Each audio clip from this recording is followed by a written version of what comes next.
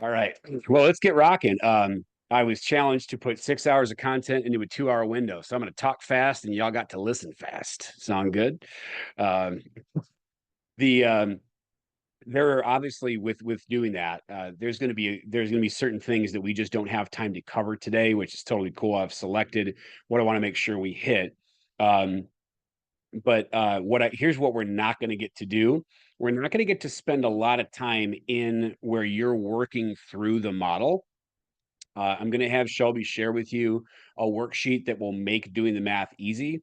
It is my preference, just like it was your high school math teacher's preference for you to learn the math, because there's some power in understanding why the numbers make things the way they are and the differences that occur when you mess with some of those numbers. So I do like having you have an understanding of that. But we just frankly, I've got enough time for each model that by itself would be enough time for you to work through the exercise. So we're going to shortcut some of the handwork, and Shelby's going to when I ask her to, she's going to put that in the chat, a link to download that worksheet.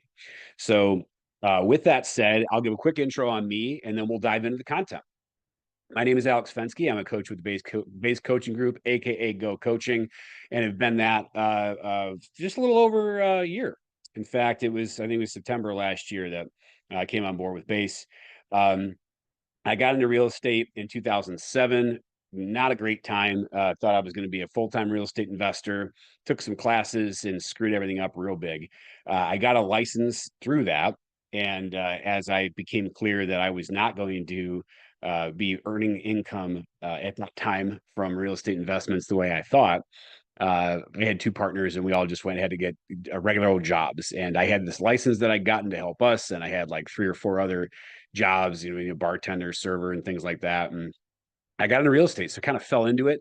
I was on a team for the first few years just to get through that rough patch, and there was no opportunity to grow with that team or within that company. And I was trying to leave the industry entirely, but at that point I landed at Keller Williams and started to see people building actual businesses around me, which is something I hadn't seen in my prior environment. And fortunately, I stuck around. So I started building my own team, which is the Chicago Southland Homes team, based here in the Chicago Southland area, which may come at no surprise to you. Um, and 2018 launched a Keller Williams Market Center as the team leader. We built that to from 42 to 224 agents. We took the top spot as the most productive real estate office within 10 miles, just within about 18 months of opening. So we grew real fast there. Got my KW approved trainer stamp of approval in the first week of April 2020, when I was like, well, how the heck am I going to use that now? Because at the time, people weren't doing Zoom trainings like this. But of course, the world changed. Got with Base Coaching Group a little over a year ago, and then ended up getting the team leader gig here at my current market center, Keller Williams Preferred Realty in Orland Park, Illinois. Happy to report we just saw that we are the number 17 profit sharing office in the company year to date. So we're having a record year, and really happy about that. So I know some of my coaching clients here on the call. I'm excited to see you guys and lots of other new faces that I don't know, and excited to share this stuff with you. Everyone's always like, "Yeah, but aren't you a person too?" So I put my human things up here. You've never heard of Richmond Park? I use the same slide locally, and some people have actually heard of that town. Got a couple of kids and a wife since 2014. I do some volunteer stuff with Cub Scouts and Habitat for Humanity. I like smoking meats and drinking whiskey, which is a lot of you are in like Texas, and that's just like no, like we didn't have to say that in Texas. Like it's just a given, right? But in this area, it's worth saying. And I do love some spreadsheets. I just do. So this is part of why this course speaks to me, because I do have that analytical part of me. So that's a little bit of background on me. The Business Planning Clinic is one of the KW courses that I enjoy teaching the most. It's probably actually in the top spot. I also do agent financials and time management with the 411, six personal perspectives. Those are some of the ones I teach the most. So that's it about me. Let's talk about today. This is the agenda. We're going to hit everything. It's just we're going to highlight the most important, in my opinion, elements of each of these models as we go forward. And I'll be keeping an eye on the time to make sure that I keep us on track. I'll open it up for questions and ahas after I deliver each of these portions of content. That's just going to help us get through. I do want all of your questions and ahas. I just want them in that time slot when I go, okay, let's open it up for questions. So write them down, and we'll keep moving. We'll cover models and mindset, and then all four of the models, the four fundamental models of the MRE. Love all our new disclaimers, guys. We got disclaimers on disclaimers on disclaimers. We got TCPA, we got commission disclaimer, NAR settlement, fair housing can spam. They got an AI disclaimer in there about, I'm not even sure why, but you you got to follow the laws, especially TCPA lawsuits have been out there sort of on the rise, and those are expensive. So be sure to get with your office and find out what resources or requirements you have around that. Of course, we are going to show in the economic model a sample commission amount because we need to in order to demonstrate a mathematical model. We have to show, we can't do it without a number. But that's just a sample. You got to use your own commission numbers and, of course, negotiate your own commissions at all times. These are the KW materials, but I have shortened them significantly for today's show. With all that said, you have a short workbook. Some of the stuff we're going to look at is in the workbook. Some is just going to be on the slides. But if you'd like, you can skip ahead right now to page 7, where it says where I am today.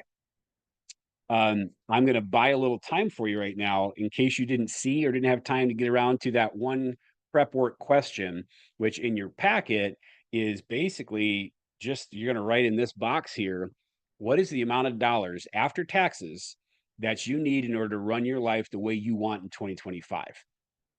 So if you haven't, if you put that number together already, you can write it down there, and we're going to use that number going forward. If you did not put that number together yet, the quick math is, how much does it cost you to just generally operate your household on a monthly basis times 12? That's your annual household budget. And then on top of that, what other stuff do you want to do in your life in 2025? Do you want to pay off debt? Do you want to pay your college tuition? Do you want to save a certain amount of money for retirement? Do you need to buy a new car? Do you want to start a llama farm? Whatever it is that you want to do in 2025, we need that money, because we know that the goal of any business is to generate a profit, but the purpose of that profit is for you to live the life that you want to live. And it's important that we start with profit. So I've now talked long enough that you should be able to have that number, even if you didn't have that number coming to the call. So right now, I want to make sure that everybody's got that number, because you're not going to be able to do the rest of this without it. If there's any questions, I don't have the chat up. So Shelby, I'm going to go to you. If there's any questions in the chat, or, unmute yourself or whatever you got to do. Does everybody have that number, or do you have any questions or hangups around your after-tax income goal for 25? Anybody? Nothing? So everyone's got it. Great. You can't come in later and be like, oh, wait, I don't have my number. That's it. We're moving on. I would like to hear, if you turn the page to, it looks like it's page 8 of your short workbook. My goals for what you walk out of here with is to understand these 4 models. It says 5, we'll get to that. And have, even if you don't have all the numbers down because of time constraints, you're going to have the tools to be able to easily arrive at all the numbers that you need to arrive at. We'll spend probably the most amount of time on the lead generation model today, because that's the one that generally we need the most. I mean, putting together your economic model starting with profit isn't all that big of a deal. Once it's done, it's done. But most of us, if you're going to achieve a level of production that you didn't achieve this year, the number one thing you're going to need to do is generate more leads than you did last year. And that's where we're going to need to spend most of the time. So that's when I'm really committed to making sure you have some new thinking around. But you'll walk out with the business plan or with the numbers and the tools to be able to wrap it up yourself. You're not going to execute the plan today, but at the end of this, I'm going to ask that if you've got your plan and you don't have a coach, I'm going to recommend you get one, or at least talk to somebody about getting one. And I'm not saying that because I'm with Base Coaching Group. I would be saying that if I was teaching this down the hall to my market center. I did say that to them. I said, I think you need a coach, because I need a coach. Any business that I'm running, I need somebody else to be looking at and making sure that I'm sticking with my plan. And so I do strongly recommend that for everybody, at whatever level of coaching you can participate. I think that's somebody that everybody needs. So there's my soapbox for that. Now, if you're on page 8, you can write down 3 learning goals. I would like for a few people to share what it is that you want to make sure that you get out of the conversation today. because I want to make sure that I'm tracking with you guys and getting you what you need in order for this to be of value. So either drop it in the chat or raise your hand or unmute or whatever. And I want to know what's something that you want to make sure you get out of this time that you're committing today.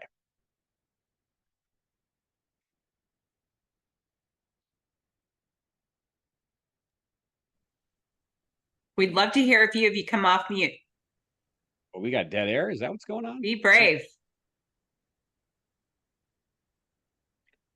Mastering conversation with clients. Different ways to being organized as far as just keeping track of goals. Got it. Okay. Great. Something that we're going to cover that might fit that for you is what we're going to do is we're going to chunk down your goals into simple numbers that you can focus on. So I can't help you get your desk organized. If you could see mine, you would know why. But what I can do is help you take what you really want your life to look like and develop a narrow focus on a critical few numbers that are going to help you stay on track. So if that looks like that sort of organization to you, knowing what matters most, so that you know what to do and you can tune out the rest of the noise, that is something that we're going to get you to. Thank you. Alex, a few that we have in the chat. How to execute on my goals in a timely manner, clarity, and clarifying the variables in our P&L. Cool. Very good. Yeah, we've got the whole profitability agent financials course on the P&L, which is I think 5 or 5.5 hours of content. And then I put together a bunch of more content outside of that because there's a lot to look at there. But we're gonna focus in on those couple things to pay the most attention to today. So we'll definitely do that, and hopefully that'll bring you the clarity you need. All right, I'm gonna keep moving forward here. One of the things that we're not going to have tons of time to work on today is your big why. So if you're on page 9 of the content, this is a part we're just going to touch briefly on. But overall, the concept of this course and of you being able to build the business and life you want is the model of using a stable foundation, meaning using proven, repeatable models to base or be the foundation of your business practices, and then adding your creativity on top of them. I had someone say to me yesterday that the business planning clinic wouldn't work for them because their business is different. And I'm like, I don't think that, I mean, that's probably not good. Like if this content, which is distilled down from the practices of the top performing real estate professionals who practice in all different areas, all different price points, and have lots of things about their businesses that are different. If what they do doesn't work for you, you might need to write a different class and go, I don't know, I'm not sure, right? But that's a sign of you're basing your business on creativity and then trying to figure out how the models might fit you. Ultimately, that's going to be a harder way to get to what you want. And usually we want the easier way. So it's up to you. But what we're going to give you today is models to be the foundation. The models are not a cage. The models are not, you must do it all this certain way. There's just some certain things that you're going to want to follow because that's how it's done most effectively. And we want to shortcut your ability to break through entrepreneurial ceilings. So how many of you have found in the past that you've achieved a certain number of transactions or a certain amount of income, and you've done that like 2 or 3 or even more years in a row? Or maybe you did that for a few years and then you dropped down and then you came back up and were at the same amount again. That's an entrepreneurial ceiling. That's a limit to what you can achieve by doing things the way you've always done them. And usually our ideas for solutions to things are incremental, meaning I look at what I did and I try to do a little bit more of it or try to do it a little bit better. And ultimately, that's not going to break through a ceiling, right? That's going to cause you to maybe eke out an extra 3% or something, right? Like, instead of doing 51 sales, you do 53. But I suspect that's not what you're going for. In order to break through an entrepreneurial ceiling, you're going to need to adopt different thinking. You're going to need to adopt models that are uncomfortable, that actually sometimes feel wrong, but they're not wrong. It's like if you're right-handed and you write with your right hand and you pick up a pen in your left hand and start writing, it feels wrong, but it's not wrong. There's zillions of people out there that's right for them, right? That's just a different way of doing it. So I'm going to ask you to be open to maybe some different ways of thinking about some of how your business is founded, some of the models that your business is founded upon versus creativity. So that's what we're going to be doing here. Of course, the fundamental or foundational model of the millionaire real estate agent is everything's triangles, but this is the best triangle. This is the most fundamental triangle, the leads, listings, leverage triangle. And I've been told by, I haven't been in the room for Gary's top 100, but I've been told by several people, this is all they're allowed to talk about. You can't, this is on the whiteboard. And if they want to talk about other stuff, it's like, nope, we're talking about this. If it's not leads, listings, or leverage, we're not talking about it. So everything we're going to talk about today is based on those things as well. Again, starting with leads being that. Now, what we don't have a ton of time to cover today is on page 10 of your content. This is the goal setting to the now exercise. It's extremely powerful. I actually did a whole workshop on just this exercise, just this one page for 2 hours last month. And it was fantastic. I really do recommend that you put more time than you think you should into figuring out what you want in the long term and drawing that back out to today. And the reason being, and the reason I have this picture of Mount Everest on here is, if you think about like Mount McKinley, which Mount Everest is like 29,000 square feet. Mount McKinley is like 18 or 19,000 square feet. Not square feet. My God, such a realtor. I'm talking about square feet. Feet high. That's how many feet high the mountains are. Do you think that if you made your goal to reach the summit of Mount McKinley, meaning you got the training, the habits, the equipment, the guidance to reach Mount McKinley, do you think you might accidentally be able to summit Mount Everest? Not going to happen. 0% chance. You're never going to accidentally exceed goals. It just doesn't happen that way unless you totally sandbag and you're like, I'm going to close one sale next year. Then you'll accidentally exceed them. Otherwise, you're never going to accidentally exceed a goal. But what you could do is if you set a bigger goal and you set a bigger target, even if you don't get to that one, you'll probably get farther than what your smaller goal would have been. Case in point, base camp of Mount Everest is higher than Mount McKinley. So if you made your goal to summit Mount Everest, even if you only got to base camp, you still would have surpassed the height as if you just set your goal to be Mount McKinley. And this comes back to the concept that whatever you can achieve just about anything, but you can't achieve it if you don't set that as a target and then make a plan around it. It's never just going to magically happen or fall in your lap. You've got to be intentional about that.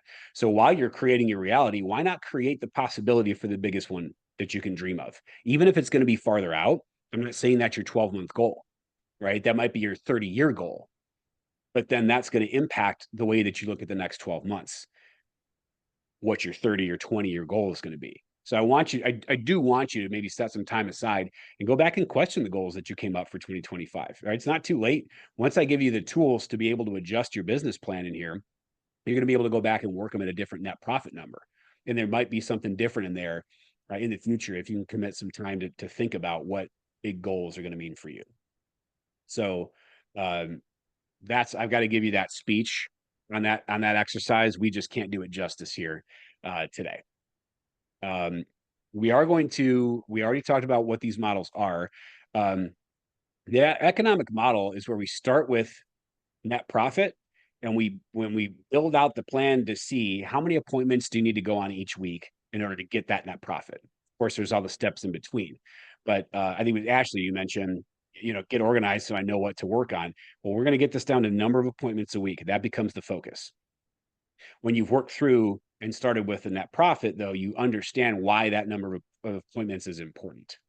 And then that means something to you instead of just picking a number out of a hat and going, that sounds good. Or some trainer dude said this, or no, that number is going to mean something to you when you've begun with a net profit goal that matters in your life. So that's the economic model. Lead generation model is to figure out how many people do we need in our contact database and how many touches do we need to do and how are we going to do all that to generate the appointments. The budget model, how much money you need to plan to spend in order to achieve those results. And the organizational model, which is who needs to be a part of that with you. We're not going to cover the expansion model. That's just what happens when you've outgrown your geographic territory. You need to get into other geographic territories. We're not going to spend any time on that today. So quick moment for questions. Questions, ahas, anything you want to share about the models and mindset that we just covered. I know we're running through it quick, but I'm offering Q&A at the end of each section. That's the first one. So do you guys have any questions or reflections or ahas about just the concept of models, the Mount Everest analogy, setting big goals? Take Alex, one moment. Just I Yeah. love the Mount Everest analogy and how the thought that, you know, Mount McKinley is still smaller than the base camp of Everest. So I think that's really eye-opening to think about that in the way of setting goals. So I loved that. Yeah, I didn't always get that. There was a long time that I struggled internally about I want to set goals that I can achieve, but you know, if those are smaller, like should I be setting bigger goals? And the answer is you set the biggest goal that you can imagine, but you set it far enough out that you can see the path to it. And that way you can have it both ways. You can have the bigger goal and you can have the one that's achievable in the next 12 months. And those two can be true at the same time. That's the answer. I learned that, you know, years in. My That's fear is powerful. that I have been and I haven't accomplished them. And so at the end of the year, I get in a funk because I'm like, I did not accomplish what I wanted to. So instead of feeling good about it, I feel discouraged. How do I keep from doing that? Set it big enough, but not too big. Yeah, you want to develop that Mount Everest goal. And by the way, thank you for sharing, because a lot of people I think feel that, right? That's very common, particularly in our industry. You want to set that Mount Everest goal because that's going to inspire you. Nobody cares about I'm going to grow my business by 7% next year. That doesn't inspire anybody. That's gonna make you do anything different. So you do want to set the Mount Everest goal, and you want to allow yourself time to get there. So then you go, well, what can I do next? You know, think about a marathon. 26.2 miles. You're not going to get out day one of training and run 20 miles or even 10. You're going to get out on day one and you're going to run whatever amount you can run right now, right? And then you're going to increase that over time. So I want you to set the Everest goal, but I want you to allow yourself to have a goal that you truly believe is achievable for the coming year. Now, one of the things we're going to talk about, it goes back to me talking about having a coach, is that people who have written goals and accountability around the goals are 77.6% more likely to achieve them. And I didn't make that stat up. That's researched. 77.6 more likely to achieve goals when they're written and have accountability. If they're just in writing, it's like 40% better, right? But the accountability literally doubles your odds of getting that goal. So if you're not having regular conversations about your business, whether that's with a coach or at minimum with a peer partner, even daily is honestly the best cadence to be on, where every day you got to tell somebody, here's what I'm going to do today. And then the next day you tell them, here's what I did yesterday, here's what I'm doing today. That's accountability. And if you do that, what's going to happen is it's not going to be about, you know, whether the goal was right or wrong. You're actually going to get to the goal by staying on track with it, as long as you're following proven models. Does that help at all, Sharmi? Yes, it does. I guess I also, if I have a budget, and if I do the budget model and I have this big goal, and then I start spending according to my budget, then I run out of money before I've hit my goal, and then I have to retract everything. Does that make sense? Great. Yeah. So one of our fundamental financial principles is lead with revenue, right? That's one of the critical things. So what we don't want to do is create the budget and then just go spend all the money. It's sort of a ladder process where you go, okay, here's what I've got. I can start on that. I need to hold that accountable for results. And then if it doesn't happen, adjust or cancel. If it does work, double it. Right. And then you've got it. It's a step by step throughout the year. Year is a long time, you know, and that's why we coach a lot of my clients. I coach the 12-week year because a 12-month year is a very long time to stick with something. And you can't see what it's going to look like 11 months from now, right now. You didn't know in January that whatever was going on right now was going to look like this. So we want to shorten our time periods and run a few consecutive sprints like that. and allow yourself the ability to adjust tactical things along the way. Strategically, we want to get you here strategically in position. What does the year look like? But then you got to get down to the tactical level. And there's a lot of trial and error and adjustment that happens at the tactical level.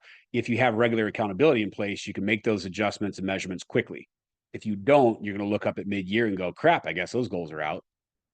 So the frequency of accountability to evaluate is what enables you to be able to lead with revenue, hold your investments accountable, stop what's not working, double what's working.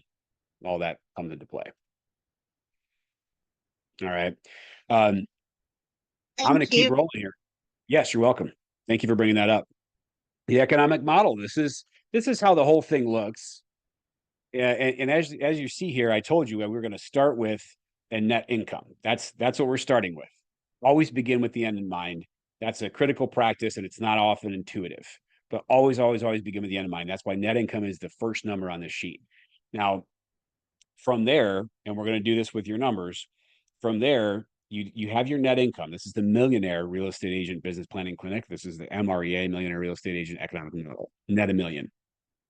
At that scale, your profit margin is 40%. So you start with your net income and you divide by 40% to find out what your growth needs to be. 1 million divided by 0.4 is 2.5 million GCI. And then we're going to use that times 30% to figure out your operating expense and your cost of sale. I'm going to show you some alternate numbers for economic models because a lot of people get hung up on this. My guess is we don't have any 7th level teams on the call. If you're a solo agent, you don't need to plan around a 40% profit margin. You're going to be able to operate much more profitably than that. And some people see that and they get freaked out by, oh my gosh, I need to gross this much in order to net that much. Well, maybe not, probably not. So I've got some custom numbers that I'm going to show you here in a moment. But I need to stick with the 30-30-40 model for the class because I can't teach everyone's different model as a group. Again, that's what coaching is for, is to get that individualized. But we're going to work through this. And actually, Shelby, if you could drop that economic model worksheet into the chat for me, you guys can download this. And when we get to doing yours, it's going to make quick work of it. So Shelby's going to drop this in the chat. And you can also grab it from my website. By the way, I've got these resources on there. It's just alexfenske.com/resources. But that's going to give you a calculator that's going to do this math for you. But start with net income, figure out GCI. You decide what your typical commission dollar amount is. You go look at your numbers or you set your goal and you say, if I want to gross $2.5 million in GCI, and if my typical commission amount is $7,150, I need to sell 350 units. And from there, you assume you have to make a projection of how many of those are going to be sellers and how many are going to be buyers. The best practice at that scale is 50-50. So you say 50% of those units will be sellers, which equals 175 sellers sold. And we have to use some assumptions for conversion rates. Those are built into the worksheet that Shelby's uploading. The conversions are built in. If you have your own conversion rates and you've been tracking that, then you can adjust those in the sheet. But if you don't, just use what's in there already. But in order to get a seller listing sold, I'm going to have some seller listings I take that don't sell. And so I have to have a conversion rate. Research says 70% is a good number to use. So in order to sell 175 sellers, I have to get 250 signed seller listing agreements. I need another conversion rate here because every listing appointment I go on, I'm not going to get signed. The numbers say 75%. So in order to get 250 seller listings signed, I'm going to need to go on 333 seller listing appointments. So we're going to start with the number of closed units and back out with those two conversion rates to see how many agreements signed and how many appointments gone on. That's how we're going to do that for the buy side as well. The numbers are really similar. One of the conversion rates was measured to be different on average. You can see that as you look at the appointment conversion was a little bit different. That may be changing in the future with all the different NAR stuff that we're now doing differently as they continue to update the research. But you can see here we've got a seller and buyer total appointments needed. The real power in this model is in the next step, which if you're looking at your materials, it's actually, you would want to write this down in the white space below it which is how many per month and how many per week. This is at the MRE scale, so 350 units, the appointment numbers are relatively high. But a lot of people come up with an appointment number where it's like 2 seller listing appointments per week. Some people it's 1, 3, or 5.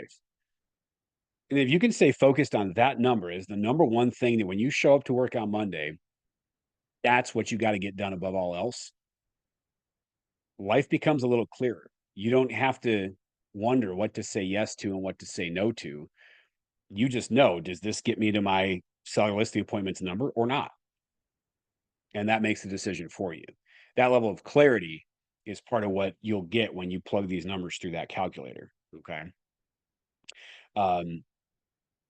I want to revisit at the top of this. I mentioned operating expenses and cost of sale. I want to clarify what those numbers are, which is a little bit into the budget model. But this is what those mean. We call this model the 30, 30, 40. Operating, let me take it this way. Cost of sales are costs that you only incur when you close a sale. Cost of sale is only incurred when you close a sale. It's a short list. It's splits to the company. It's agent referral fees. And for some people that only pay like an outsourced service, such as a transaction coordinator when they close, it could be that as well. Sometimes people will say, what about signs and lock boxes? Because I only do those when I get a listing. Those are operating expenses because whether the listing sells or not, you had to pay for those.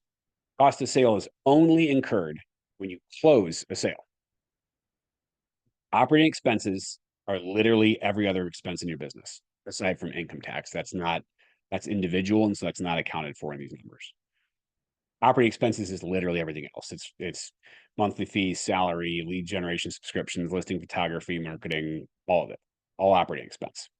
So we see that at this scale, 30% of a team's expense, of GCI will go to operating expense, 30% to cost of sale, and they net 40.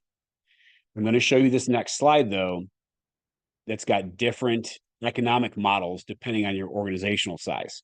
This is the dangerous slide because if you're not a math pro, like if you're not like adept with working through these numbers and reiterating numbers, you might end up getting lost with going off and changing the numbers on the spreadsheet. I'm going to show you this. This isn't somewhere, so take a picture of it, take a screenshot of it, because it's not. You can't get this on the website or something like that.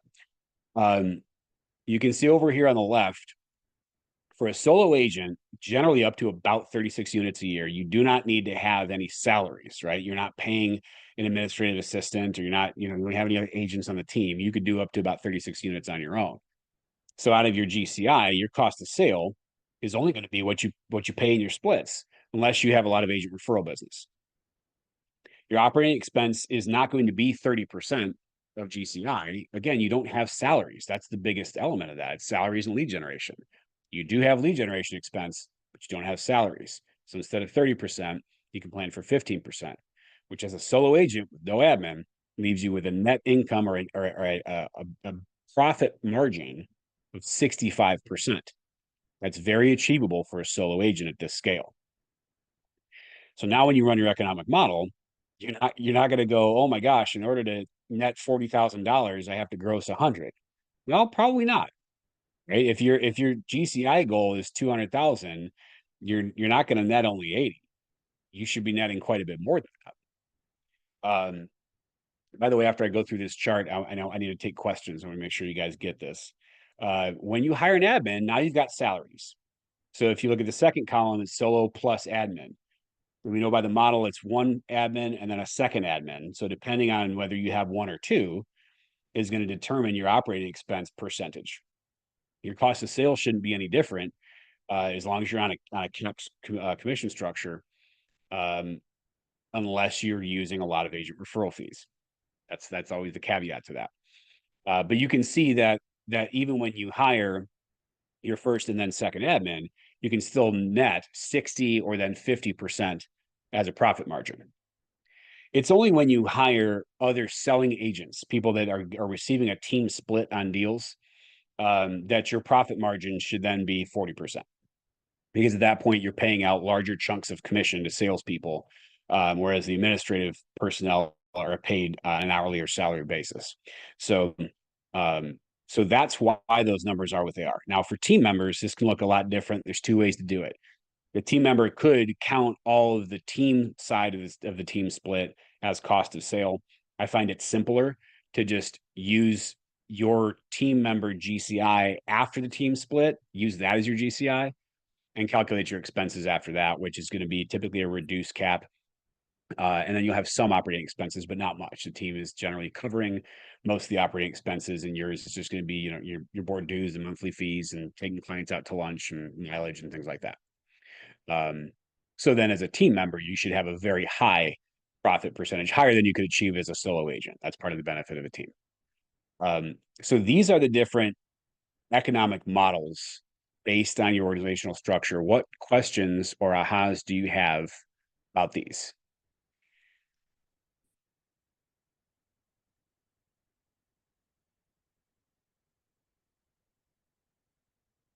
Going once, going twice. All right. I hope you got a screenshot of that, because we're moving on. This is another thing that you're not going to get in the traditional content, but it's pretty darn important, because I work with a lot of agents, and I'm not going to make you raise your hands, but listen, I got agents in my market center. I got people that I've, you know, I've done business with all over the place here that they owe, right? They either owe right now, or they perpetually owe, or they just got off a payment plan, or they're starting a payment plan. Real estate's very rarely someone's first career. It's almost always a second career, and you came from a career where someone took care of saving up for your taxes for you. Even if it wasn't quite enough, it was most of it. Now you got to do it on your own, and you don't know how to do it. And then you go into classes and workshops, and they tell you that you have to set aside, you know, 30 or 40% of your income, which doesn't even seem realistic at that point. You know, you're like, geez, I can't live if I'm saving 40% of my income for tax. And I'm not a tax advisor. I'm not an accountant. I'm not a CPA. I'm not anything qualified to tell you anything about taxes. So they were clear on that. But what I can tell you is the way that graduated income tax systems work, along with typical standard deductions and things like that, is that even when you have state income tax in the state that you're in, targeting 30 or 40% of your gross income for taxes is just way too high. I recommend that you do 20. So take your after-tax net income goal that you brought to the class. This is a do live, right? You're going to do this right now, and you can write it on that economic model sheet, just somewhere in the blanks or on a spare sheet of paper. You're going to take your after-tax net income goal, and as a sample, I would suggest that you assume 20% income tax on that net. So the way you do that is you take your after-tax, divide by 0.8, and you will get a larger number that is going to be your net profit from the business that includes the amount of income tax that you may need to save for it. So I want everybody to do this math right now. Take your after-tax net income goal, the dollars you need in order to fund your life next year, divided by 0.8. The way you know you got it right is that the resulting number, the answer is going to be bigger. It's a higher number, right? So if your net income goal was 80, then your resulting before tax business profit is going to be 100. If it was 100, it'll end up being 140. If it was, right, so you guys are getting the point. I need you to do this. Here's an example. If your after-tax income goal was $200,000, you divide it by 0.8, your before tax business profit goal is going to be 250. I think it's a disservice when people say, you know, save 30% of your GCI for taxes, because it's not necessary in most cases. It can be, so don't let me counteract what your CPA told you. I had somebody in a business planning clinic one time, and they said, "Can I use a higher number than that?" I said, "Well, you could. You know, what's going on?" She goes, "Well, my husband's an MLB player." Yep, you should probably use a higher number. But for most of us, even if you're a high earner, the vast majority of income will not be taxed at rates in that range, because it's a graduated system. So I'm going to take a pause and make sure everyone's got that number. You need that number to do your economic model.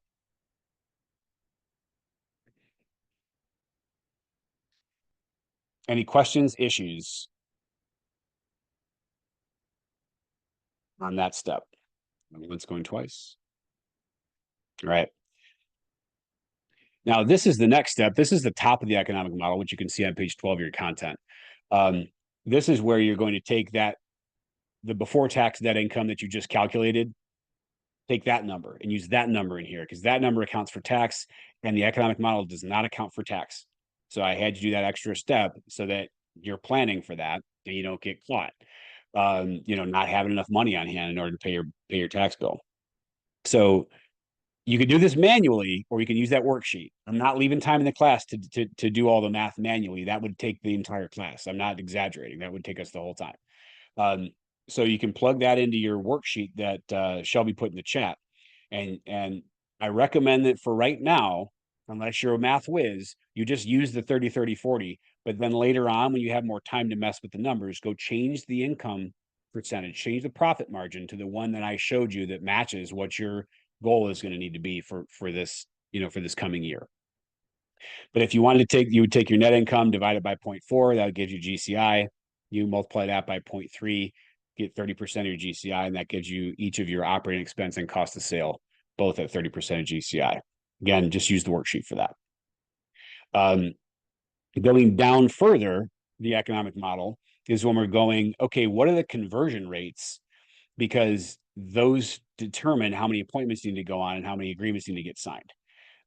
These are researched, right? So these are researched over the long term. We don't adjust these every year because you can never keep up and have it be accurate. They're long-term averages. If you have conversion rates on file for your business, use them. If you don't, just use these. We've found through the research, 75% conversion at the listing appointment to the listing signed, and then 70% conversion for the listing signed to the listing closed. Almost the same on the buy side, with both those conversions being 70%. Now, if your conversion rates are very low, that's going to give you something to work on next year, because if your conversion rate's 50%, you're having to go on more appointments to get the same number of listings. And you need to work on your listing presentation, because then you don't have to go on as many appointments, or you could go on the same number of appointments and get more business. So skill development is always pointed to through the conversion rates here. So that's what these are for.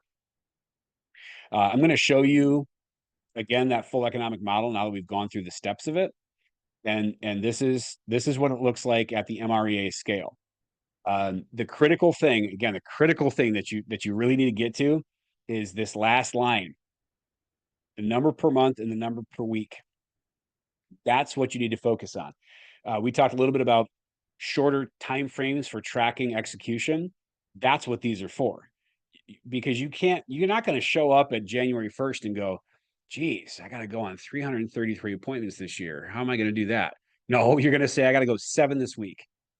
Who's in the pipeline? Who said they would meet with me? Who's the hot leads? You're going through your sales pipeline and moving that to get 7 this week, 7 this week, 7 this week, 7 this week, 1 a day, 1 a day, 1 a day, 1 a day. Whatever your number is, that's what you got to focus on. That's the power of the economic model. So I wonder if anybody has now, as I've talked, have you worked through the worksheet and did you come up with the number per week? How many listing appointments do you need to go on per week in order to reach your goal for next year? Will someone share what that number is?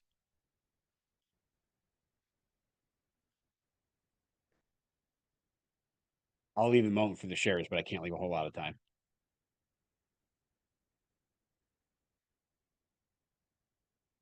All right, moving on.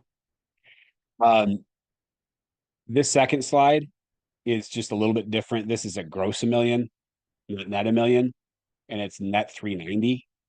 Some of the numbers are a little bit different, but we're not going to spend time on this. We just don't have time today. The numbers can be different as far as conversion rates, price point, seller, buyer, allocation, how many of each there are. But that's where it comes down to customization for you. Like I can tell you mine, given my org chart, I'm not doing 50-50 listing buyer. I need to do more listings because of my time. I'm wearing a lot of hats. You guys saw that. I'm not servicing a ton of buyers. So that's a personal thing for me. You're going to have personal things for you. But that's the point of me showing you that. So When you go to do your economic model, two things. Number one, always round up fractions. So if you come up, I've got to do 40.1 sales. I've got to do 68.5 sales. Always round the fractions up, because if you hit the next number below it, you'll actually miss the goal. So, and you can't do a 0.4 of a listing. So you've got to round all fractions up. Frankly, I don't remember if the calculator I share with you does the rounding for you or if you need to do it, but make sure that you're rounding up. And then remember to always get down to appointments per month and appointments per week, because that needs to be your narrow focus. At this point, I'm going to pause for questions on the economic model, because then we're going to close that out. And we're going to move on to the lead generation model. I want to know, do you have any questions about what we just went through? I won't be able to help with like a lot like math questions. I can, but we just don't have time. But as far as understanding and then being able to use that tool to come up with your appointments per week, who's got questions or wants to share an aha on that?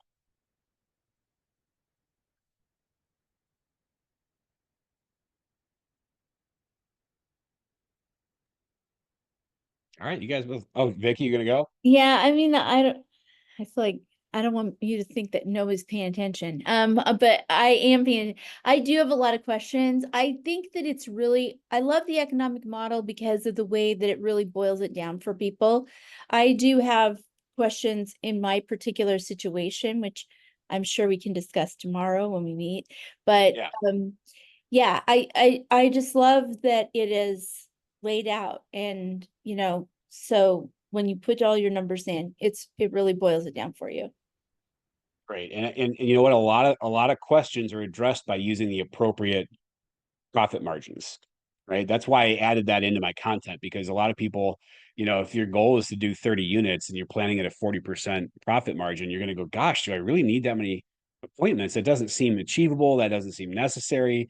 And then why are you doing a plan to begin with, right? It's got to all be achievable and it's got to be believable for you. And so I really encourage you to use the profit margin percentages that I put in there based on your org chart. Because that's where a lot of people get hung up with this and then stop moving forward. Is if they're using a 40% margin and don't have to. Great. Any other questions or ahas on that? All right. You guys just want to hear me talk. I'm just going to talk. The lead generation model is where the rubber meets the road. Because it's one thing to say, I need to go on 93 appointments next year. It's an entirely different thing to generate the 93 appointments. There's an old saying, you read it in the red book and probably heard it a bunch of other places. Until you have enough leads to close the number of units that you need to meet your goals, you don't have any other problem. It's real easy to get distracted on other stuff, improving this, working on that. I mean, I fell into it myself. I got obsessed with like our seller and buyer servicing systems, and all the while I didn't have enough leads to meet with enough sellers and buyers to hit my goals. So it didn't matter how good the listing presentation got. It didn't matter how what kind of like amazing experience we provided to a buyer, because I didn't have enough of them anyway. So the lead generation model is what solves that. And we recommend this structure, that your business is prospecting based and marketing enhanced. Now, prospecting and marketing are two different things. Prospecting is going to create conversations.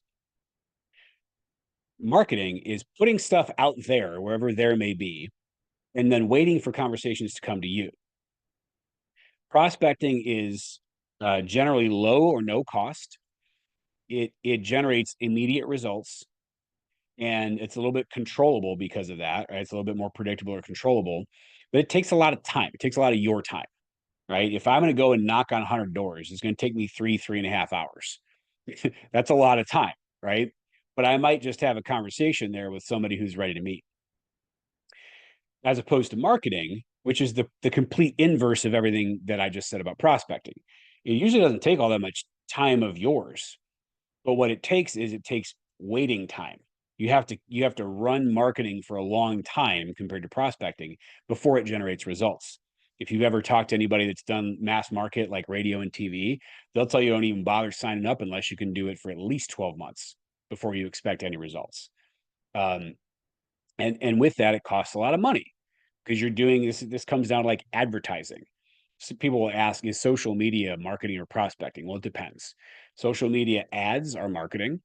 Social media posting is marketing. Social media prospecting is creating conversations where you're directly messaging someone or commenting on people's stuff and creating conversations. So it could be either. But think of marketing as, it's radio and TV, it's print mail, it's or direct mail, print marketing, it's all the internet advertising, it's pay-per-click. That's all marketing. Prospecting is phone calls, events, going to networking. Open houses are a blend because you usually do some marketing with them. But all this to say, the best, most profitable businesses that are insulated from market changes are prospecting based, marketing enhanced. If I dropped you down on the earth 5,000 years ago, in the middle of the Stone Age, and all you were going to do to survive on food is farm, you're going to plant a farm, you'll be dead before any food shows up. That's like trying to just use marketing. It takes too long. It costs too much money. Your business will die before it bears fruit. On the other hand, if you were to prospect, which I would say is kind of like hunting, right? You're in the Stone Age, you go out hunting, you have what you need to go get food today. The limitation to prospecting is that it doesn't scale, right? Because you still have to go and do it. And so that's where marketing enhancement comes in, because marketing scales and prospecting doesn't. But you've got to be prospecting based, otherwise you'll never be around to get the results of the marketing. So as you're looking at page 13 of your content, you've got this list of lead generation activities. This isn't everything, but it's a pretty good list, and it should get your gears turning. And I'm going to ask you to identify in that list 3 or 4 lead generation sources. Now, this is going to be critical, that you like to do or would like to do. I don't want you to do, I'm going to circle expireds because I saw this YouTube video of this guy who did a lot of business from expireds. If you're not attracted to that form of prospecting, you're never going to do it over the long term. And you shouldn't, because you own this business. You're the owner, so you get to choose what you do. Everything on this list works. Everything works. Done consistently and done using proven models, everything works. Doing none of it or doing a bunch of it scattered doesn't. With that said, the research shows that millionaire real estate agent businesses generate over 60% of their business from just their top 2 sources. And then if you include their next 2, their third and fourth, it adds up to 82%. 82% of their business comes from 4 sources. That's for people that are closing 350 transactions. So for you, if you're not at that scale, and you're 1, 2, 3, 4 people, you're probably going to be, your top 2 lead sources might be 80+%. What we don't want is, we don't want you to only have one, which is your sphere and past clients. And what I find with most agent businesses, up to at least about 60 to 80 units, maybe a little more, is they almost always have just that. The 85 to 90% of their business is just that one source. The problem with your sphere and past clients as your only source is it doesn't scale fast. It doesn't grow. You add people to that group one by one, and it just takes too long. You want to start with that source. That should be the foundation, but it can't be the only one if you want to do more units than that. So you've got to develop 1 or 2 others that you're going to be systematic about. But again, this is the theory around that.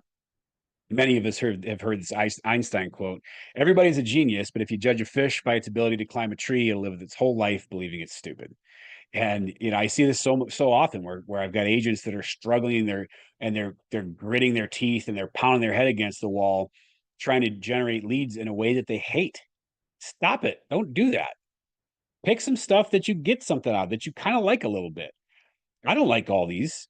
There's a bunch of them I wouldn't do. I wouldn't even bother, because if that's what the business was about, I would just go do something else. I wouldn't be in the business. But there's stuff on these lists that I like. I'm like, yeah, actually, I kind of enjoy that. I'd like to do that. Those are your lead sources that you should do. And if you can find 1 or 2 that not only are you attracted to it, but you've done some of it, those are going to be some clues for what your number 2 and number 3 sources are going to be. But again, in most cases, I find that agents have their one sphere and past clients, and then they got onesie twosie. Nothing else is systematic. Nothing else is scalable, or they're not doing it consistently. So that's what I'm wanting you to pick out, because you're going to need to write that down. That's a part of your lead generation model, is you got to have these 4 things written down in order. So I see, you can see on the slide here, I've circled the networking, sphere, and past clients and allied resources. We generally treat those sources as one, because we give them the same type of touch plans and everything. But that's your automatic. Pick like up to 3 more. Of course, the way that you're going to communicate with people is you're going to put all people in your database, and you're going to use systems to be able to stay in contact with people through a multi-channel marketing approach, with the phone being the most important thing, and I'll get to that, so that you can add leads to your database and make offer-based communications to them until they bite on something, get a solid 2-way interaction with them, move into opt-in value-based interactions, which is where you're just deepening relationships until they're ready to do business, which could be a long time.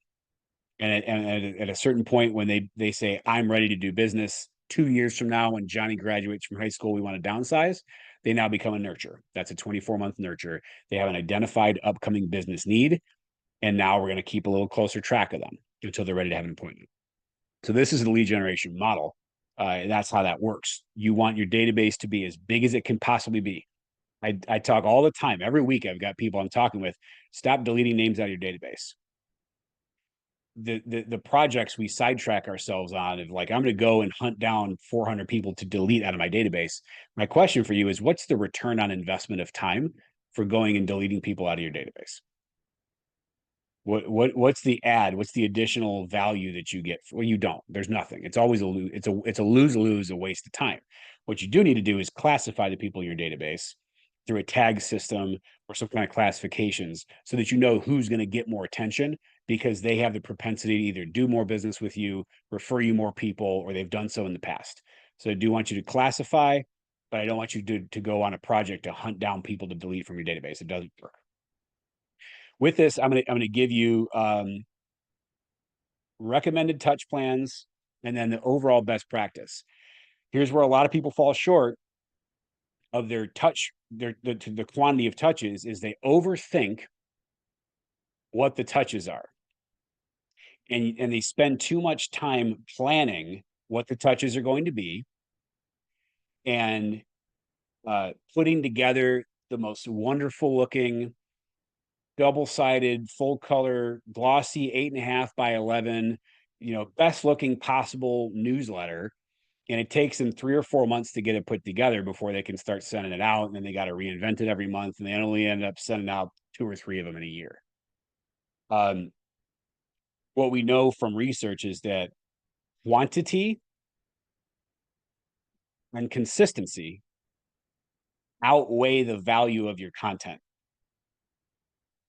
That means that if you took a blank sheet of paper that says real estate in Courier New font, black and white, and you sent that out to the same group of people 52 times over the course of a year, once a week, I 100% promise you that almost everybody who receives that will know who you are. And you will go further with name recognition and mind share than if you sent them 2 or 3 or 4 magnificently designed pieces of mail. It works the same for your emails. It works the same for everything. It works the same for socials. I'm not saying that the content doesn't matter. So don't go back and be like, Alex said content doesn't matter. I don't believe. No, I said it doesn't matter as much as the frequency and consistency.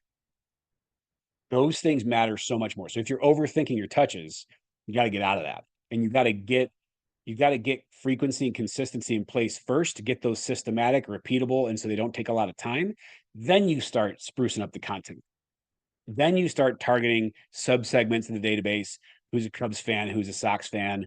This year, I think it's probably neither, at least in Chicago, because they're both awful. I don't know if anyone knows that. But that's where you can start getting better at the content. But if you're working so much on the content and you're not sending stuff out right now, you got to flip that. Here's what the recommended touch plans look like. On the left, you have the 19 to connect.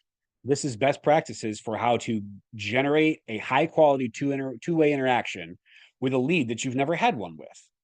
They came into your database from whatever lead generation system or program, but you've never had a quality two-way interaction with them.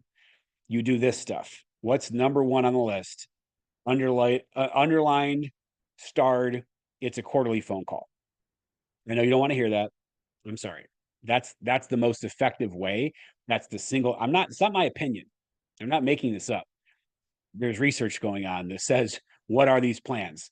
Not theoretically, what do we think will work, but what do the people who are generating the highest conversion, what do they actually do? This is what they actually do. So don't get mad at me. You don't want to make quarterly phone calls. I understand. That's a hard part of the business. But that's the number one thing that you can do to get the conversion that we know is possible. Then you can have a monthly email newsletter or something real estate related email. A couple of promotional touches, junk you send them to stick on the fridge. I know my people love that. Sports calendars or whatever, fridge magnets or whatever, things like that. And then one annual event. And this would be a low cost per head event because this is for a bunch of people that you've never even spoken to, right? You get a broad invitation and something that's low cost. One of those touches you're hoping turns into a quality conversation where you get their opt-in and they say that you can stay in touch with them about real estate stuff. And then you move them onto a 36 to convert, which is largely the same plan, just with more promotions and a little more than twice as many emails. You can increase the frequency of communication here because they've opted in. They said, yeah, you follow up with me. And now you know you're not wasting your time when you follow up with them. And you know they're not Mickey Mouse because you had that quality interaction. But again, you see the number one item for quarterly phone calls. That the reason that's the thing that works the best is because that's the thing that most of your competitors aren't doing. If everybody was doing that, you'd have to do monthly events for everybody to stand out. You'd have to go to their house, twice a month in order to stand out. Fortunately for you, all you have to do is call them once a quarter. We're going to go through what the numbers look like. By the way, call them once a quarter, follow TCPA, do not call list. Got to do that. Your lead generation model, by the way, when you go, the economic model, they had a sample there, but towards the back of your packet, you've got all the blank models. And of course, you can print out as many of them as you want. But the lead generation model, you're going to need to fill in a few things here. I'm flipping over to mine. So in your lead generation model, first thing up, number of contacts needed to achieve the goals of your economic model. Here's the math. So turn to that's page 23 in your content. Write this down. 6% of people are going to move. Research, not my opinion. 4% could give you a referral if you're running an effective touch plan. Research, not my opinion. That means the total potential opportunity inside of your database is 10% of the quantity of people in it. But when someone in your database moves, sometimes you find out on Facebook. You know how that works? Yeah, I know how that works. And you're like, oh, I can't believe. So what I'm saying is the 6% of the people in your database that are going to move, you're not going to get to meet with all of them. We know that you could meet with about half of them. Same with a referral. You ever get a referral and you call the referral, but you never hear back from them. And then you find out later that they, already had an agent or they listed with someone else and whatever. Yeah, it happens too. So again, 50% is an achievable number with that. So that means if 10% of your number of people in your database is the total potential opportunity, well, then half that or 5% is the number of appointments that you can get when you're running touch plans like this. So using those numbers, how big does your database need to be? Remember your economic model? You're going to take your total number of appointments, seller plus buyer. Right now, we're not going to distinguish seller and buyer. We're going to add them together and get a total number of appointments that you need for 25. You're going to divide that by 0.05, the 5% conversion. And that's the number of people that you need to have on a 36 touch plan in order to count on getting that number of appointments. I'm going to go through an example here, but this is another slide for you to screenshot. It's not out there somewhere. I put it together to shortcut this model a bit. As an example, if your business plan, if your economic model calls for you to do 80 seller appointments and 80 buyer appointments, that's 160 total. Divide that by 5%. You would need 3,200 contacts on a 36 touch plan with a quarterly phone call. If you don't do the phone call, you're not going to have that conversion. And you're going to go, oh, the numbers didn't work. Yeah, but you got to do the phone call. 3,200 contacts on a 36 touch will get you 160 appointments on average. Some people say, well, my conversion is way higher than that. Yeah, but at a smaller number. Remember that thing about the sphere and past clients doesn't scale? The conversion rates on your first 100, your closest 100 contacts, always going to be way higher than this. Conversion rates on your VIP group are going to be higher than this. But you can't just 10x the number of people in your VIP group. It's not, you can't scale that to those numbers. So you start with your sphere and past clients, you start with your VIP groups, but those are inherently not enough to achieve bigger goals. This is where these conversion rates become real. Okay. So take a screenshot, take a picture. I'm going to move on to the next part. You need this for your page 23, your lead generation model. You have how many contacts you need to achieve the goals of your economic model. That's the number that you get from this calculation right here. Then, of course, you've got fields down there for the number of contacts in your database today. So you're going to take the number you need and the number you have, subtract that, that's how many you need to add. That's, again, at the top of page 23. Once you get your database addition goal, same as the economic model, get it down to a bite-sized chunk. How many do I need to add per month? How many do I need to add per week? Those are on your lead generation model. Get down to a number of contacts to add to your database per week. That's a big number for you to keep on whatever your daily focus is on your whiteboard, right in front of your workstation. Number of appointments per week, number of contacts added to the database per week. And then lastly, of course, per day. Yeah, that's a good focus. Add people to your database every day. Here's an example. Same numbers from the last example I used. If you need 3,200 contacts in your database and you currently have 1,800, you need to add 1,400. You need to add 117 a month, 30 a week, 6 a day. That's your narrow focus. Every day, I got to add 6 people in my database and get them onto a touch plan that includes a quarterly phone call. Your lead generation sources in the middle of the page, I had you circle those on that list.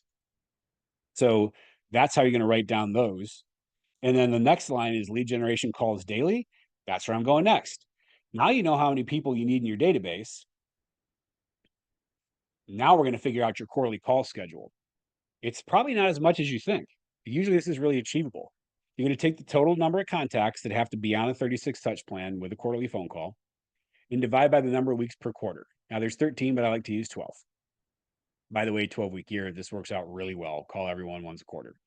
You're going to divide that, and that'll give you the number of calls per week. Of course, divide that by the number of days that you work in a week, and that's your calls per day. As an example, same numbers, 3,200 contacts needed, divided by 12 weeks. That means I need to make 267 calls per week. And if I'm going to work 5 days, I need to make 54 calls daily. Now, some people might go, geez, that's a lot for me. Well, okay, your database goals might not be such that you're going to make 54 phone calls a day. Your numbers might be half this, and that's fine. But remember that there's an element of this that then we get to the org chart, you say, how many people am I going to need to be a part of this? Well, if your numbers here are really big, that suggests it can't just be you. You're going to have more than you just doing this work. I did this based on 160 appointments per year. That's not just one person, right? So you would have help with this. There's your calls daily. That's just one blank there. Now, the bottom half of this page is what are you going to do if you're 19 to connect and you're 36 to convert? Well, we already went through it, and it's right there on the left side of the page. I mean, you can write down what events and promotions specifically you want to do. I know that one of the things that we share with our clients is a list. We've got a list of like 52 different client event ideas. And we've got, some templates and things like that make it easy and can give you some ideas of what other people are doing. But ultimately, that's your lead generation model. So I'm going to pause for questions here. You should have what you need in order to complete that model. We've walked through the math. I've shown you the math on how to figure out the things that are a formula. And you need to have some lead sources that you actually have some desire to engage in. What questions do you have about the lead generation model? Anything you're stuck on? What did I not cover? What did I not hit on that you need to hear?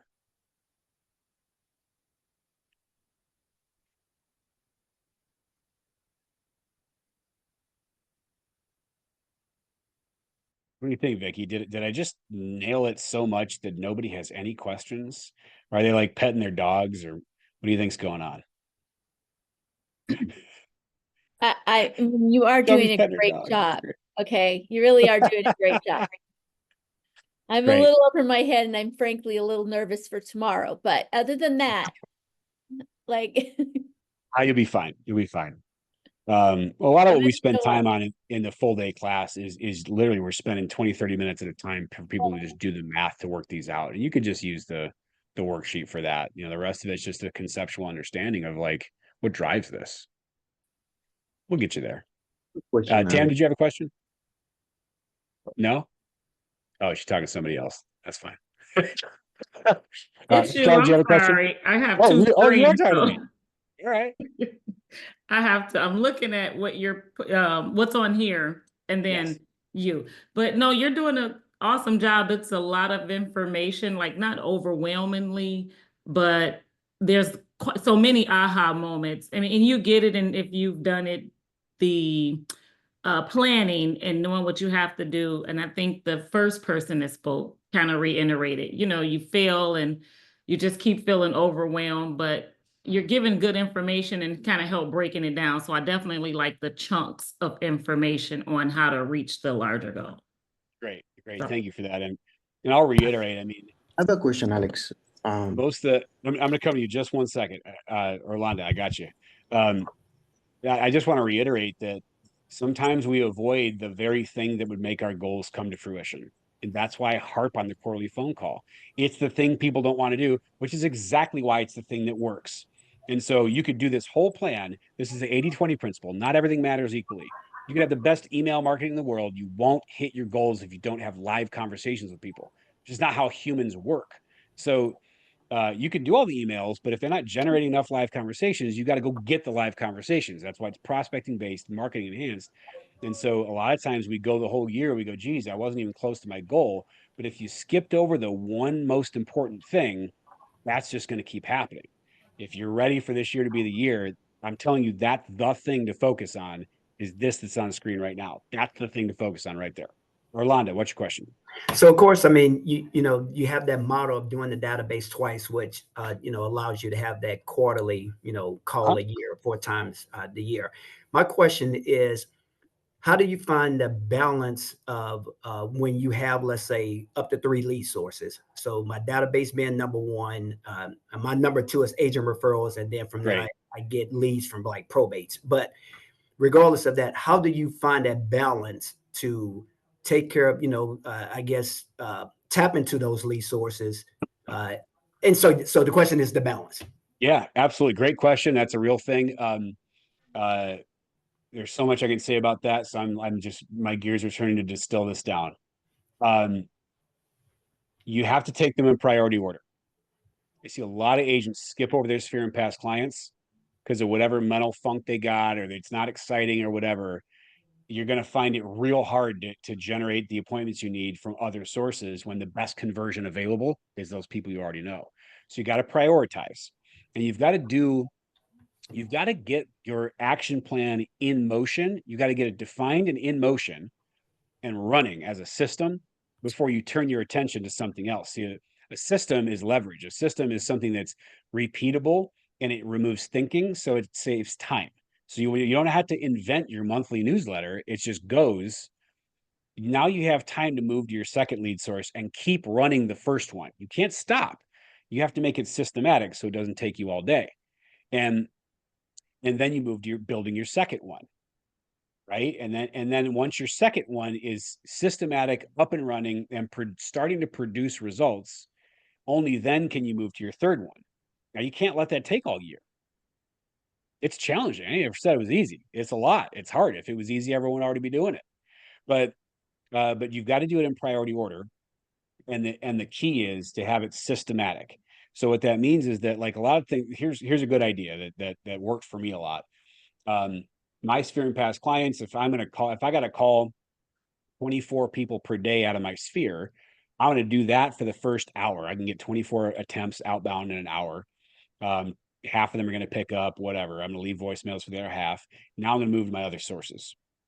Now, if I'm calling expireds and I need to do those first because I got to get them early, I might flip that around.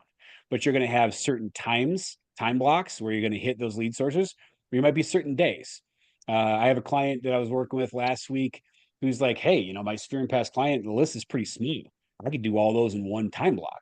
You make your Sphere and Pass client calls on Monday. Now you got Tuesday through Friday to do the rest of it. What's the rest of it going to be? Well, what's your number 2 source?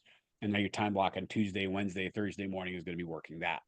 So you're either going to have theme days or you're going to have consecutive time blocks, this source, then that source, but you have to attack it in priority order. You can't skip over the easy conversion to get to the hard stuff. Does that help? Yep, it does. Thank you. Great. Yeah, I love that you asked that. That's really important because you're going to run into that. Everyone's going to run into that when you start working on developing a second source or third. Awesome. All right. A moment for any other questions. Guys, the lead generation model is, you have to do the economic model to get to the lead generation model. But the lead generation model is really what makes the difference in this business, is that thing that we just did. I've got about 40 minutes left. In the 40 minutes left, we're going to cover the budget model, org model, and a quick wrap up for any final questions or ahas. So with that, you can flip over to page 24 for the budget model. I find a lot of people are unnecessarily intimidated by the budget model because they go, I'm not a numbers person. You don't need to be a numbers person. You're in the real estate business. It's not a numbers business. Numbers are the language of business, but you're in a people business. This is about influence. This is about, you know, you are in a sales organization, right? So this is about that. And you just have to know some critical points about the numbers and be able to understand the one key financial document. Just one key financial document, probably not as much as you've made it out to be if you're not in the practice of reviewing a monthly profit and loss statement. That's what this is all about. That's what the budget model is. You've got a document. You can call that document a P&L. You can call it a budget. In fact, you have both those titles on it for page 24 and page 25. One says budget model, one says profit and loss. Did I have a question or is somebody accidentally unmuted? Looks like an accidental unmute. All right. So we've got 2 tools that this can be, right? So you've got, oops, I didn't mean to advance the slide there. The budget and the P&L. Budget is looking forward. I'm going to decide what my budget's going to be, when I'm going to spend. Your profit and loss statement, also known as an income statement, is the same document, the same categories, everything. It's just the actuals looking backward at what already happened. I'm going to show you what a P&L looks like and make some recommendations on how to do it. And then in that worksheet I gave you, you can plug in your goals and your profit margins, and it will calculate things out for you. We already covered the 30, 30, 40. Here's what I want to highlight about it is this is a breakdown here on the left side of the cost of sales at the MREA level. Unless you are at the MREA level, you don't have a listing specialist, right? So you're not going to have that. Remember, that's 30, 30, 40 is for a full team. But on the right side, remember we talked about the critical few, how not everything matters equally. You see those top 2 categories, compensation and lead generation, 14.4 and 9% respectively of GCI. There's no number below that. The highest number is 2.5% other than those 2 categories. And most of them are 1 or less. It's a fraction of a percent.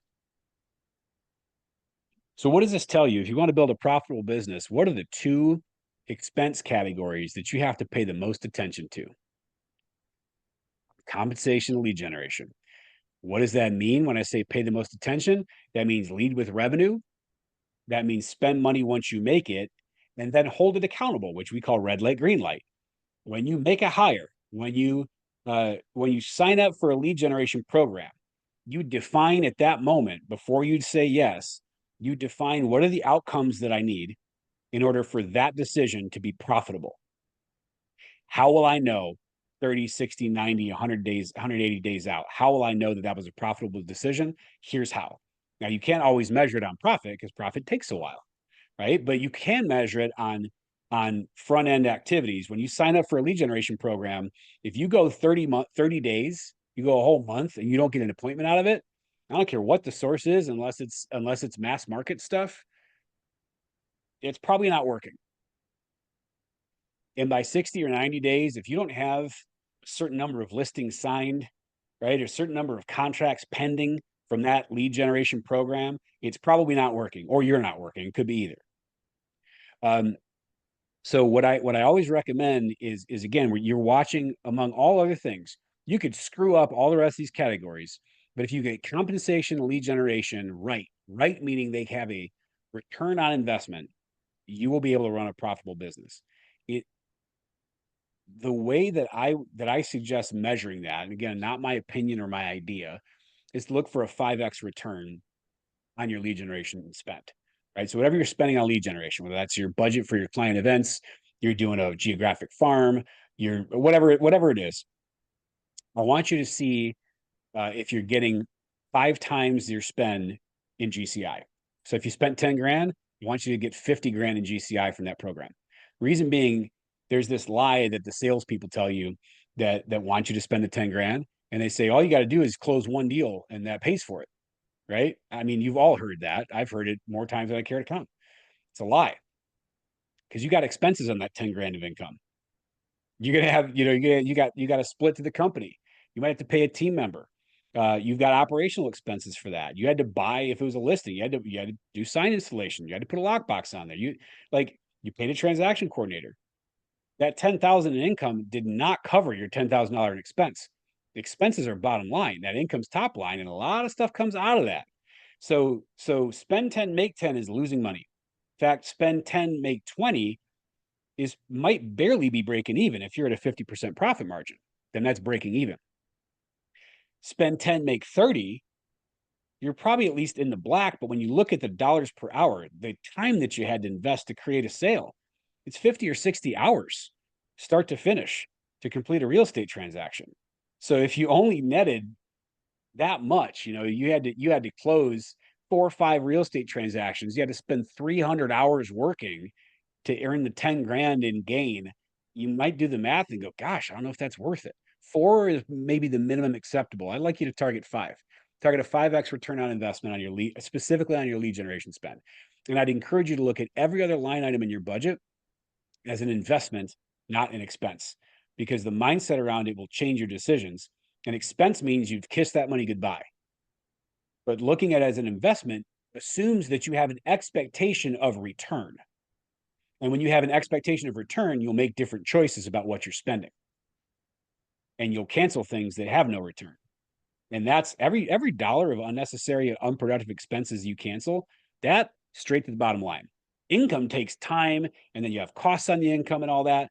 But if you can eliminate 6 grand a year in unproductive expenses, you get to keep that 6 grand right out of the gate. No cost, no more work, just the cancel, done. So that's a great exercise to work on if you haven't done it.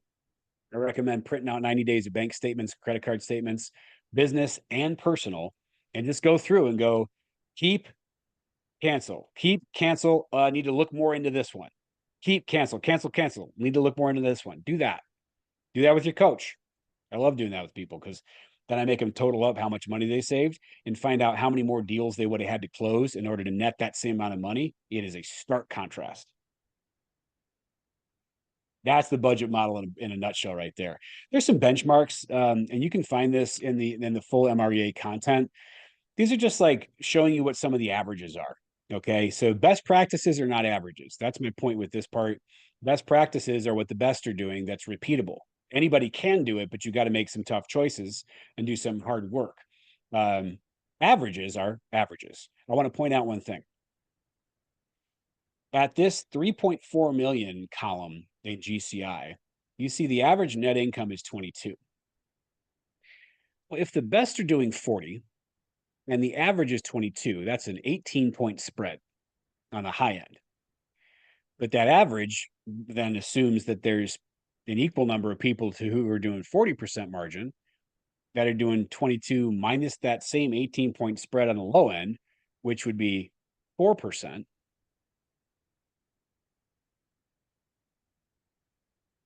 You could be doing a lot of work and taking a lot of risk and spending a lot of money to take home peanuts if you're not doing what we just discussed, which is holding your investments accountable through red light, green light, and monitoring your ROI specifically on those 2 key expense categories: compensation, lead generation. That is what will get you to the best practices and not have you, making 4% profit on $3.4 million. It's just too much work. It's not worth it. It's just not worth it. And there's some that are losing money. That's definitely not worth it. I'm going to get to the slide after this. I'm going to take questions and ahas about the budget model. But again, your worksheet is going to it's got all these numbers in it already. These are operating expense breakdowns, same as this last slide, but just for operating expenses, averages. And then on the right side of that red column, best practices. You can get that content. We can send that out to you if you want. If you're with Keller Williams, you can get it inside of KW Connect and the MRA Business Planning Clinic workbook. The full version, I gave you the short version for today. We don't need to obsess over this, but those are it's just for some reference of what some of the people that are operating at your GCI level are doing. With that, you've got that. You can also download a different version of Charter Accounts on my website, or that worksheet that you got. You can always revisit and get it there. I want to take ahas or questions on the budget model, and then we're going to hit the organizational model. Your action item, your aha here, I'm sorry, your action item, your homework is to go plug your numbers into that spreadsheet and use your profit margins that we talked about in the economic model. If you're a solo agent, don't use the 30-30-40. It's going to make it look too hard. So use those customized economic model margins to build your lead your budget model. With that, questions, ahas on the budget model.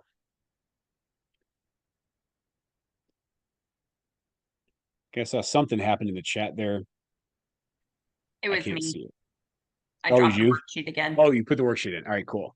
So there's more, and I love working with people on a P&L because it's not about reporting, it's about decision making. When we look at this and we compare it to some of the things we know are consistent with the budget model, we can spot changes that you can make in your business, things for you to focus on changing that can make an outsized impact on your bottom line. I mean, wouldn't you like that? Wouldn't you like to be able to do less work to increase your bottom line? Or would you like to do more work? That's what this tool is about. You don't have to learn and become an expert on a P&L.